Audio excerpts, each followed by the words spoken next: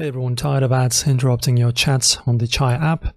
Here's how to remove them quickly and enjoy a smoother experience. So firstly, the Chai app offers an ad-free experience through its premium subscription. To remove ads, you'll need to upgrade. So guys, also if you want, you can view this tutorial on the screen. As you can see, there are some really cool steps on how to remove the ads as well. So make sure to use this one if you want. Posted 10 months ago, should be still relevant. After that, number one, you can open the Chai app and tap the profile icon or settings menu. Look for Go Premium or Remove Ads option and select it. Choose your preferred subscription plan, usually monthly or yearly, and complete the payments via your app store or payments method. Once upgraded, ads will be removed automatically and you'll get additional perks like faster responses and more AI characters. So that's how you remove ads from the Chai app for a better chat experience.